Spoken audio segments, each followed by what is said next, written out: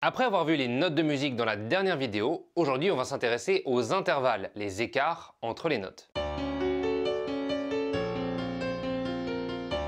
En musique, l'intervalle, c'est la différence de hauteur qu'il peut y avoir entre deux notes. Il peut être harmonique si les notes sont jouées simultanément, ou mélodique si on joue les notes séparément. Il peut être ascendant si la deuxième note est plus haute ou descendant si elle est plus basse. L'écart entre deux notes se calcule en ton et en demi-ton. Pour rappel, on a vu dans le dernier cours de Zik que le ton valait 1/6 de l'octave et donc le demi-ton 1/12 de l'octave. Ce qui en fait l'écart le plus petit entre deux notes. Chaque intervalle a une sonorité différente. Ils peuvent paraître agréables ou plutôt désagréables à l'oreille. Ça, c'est ce qu'on appelle la consonance et la dissonance. Le même intervalle peut sembler consonant ou dissonant dépendant de la personne qui l'entend. C'est parce qu'il y a beaucoup de paramètres qui peuvent jouer sur notre écoute. Comme le dit Jean-François Ziegler. Oh non, pas ça. Pas aujourd'hui, pas maintenant, pas après tout ce que tu as fait. Dans cette vidéo que je vous conseille d'aller voir après la mienne, le lien est dans la description. La dissonance est une question de résonance naturelle du son, de culture, d'histoire, de contexte, de registre, d'instrumentation, de nuances. C'est relatif, mais pas tout à fait. Donc c'est relativement relatif. Maintenant qu'on a ces notions en tête, je vais vous présenter brièvement les différents intervalles.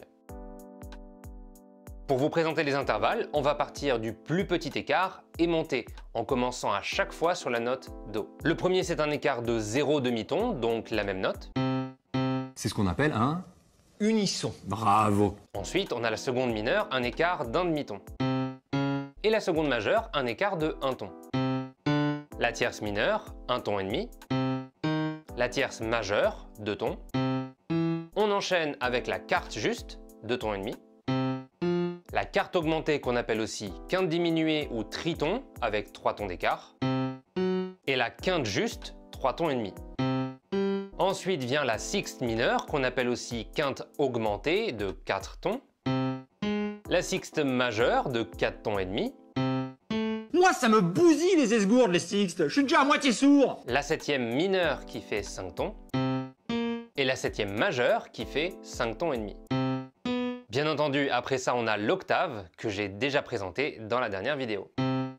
Il y a d'autres intervalles après l'octave, mais on ne va pas en parler aujourd'hui pour rester simple. Connaître les intervalles, c'est une bonne base en théorie musicale. Ça permet par exemple de comprendre comment se construisent les accords. Mais c'est aussi très pratique quand on arrive à les reconnaître à l'oreille, ce qu'on apprendra à faire dans la prochaine vidéo. Ce qui servira entre autres à refaire un accord ou une mélodie sur un instrument, juste en l'écoutant. C'est tout pour aujourd'hui, j'espère que ça vous a plu. Comme d'habitude, des liens sont dans la description si vous avez besoin de plus d'infos. Abonnez-vous pour ne pas louper les prochaines vidéos. Moi je vous dis à la prochaine et d'ici là, écoutez de la Zik.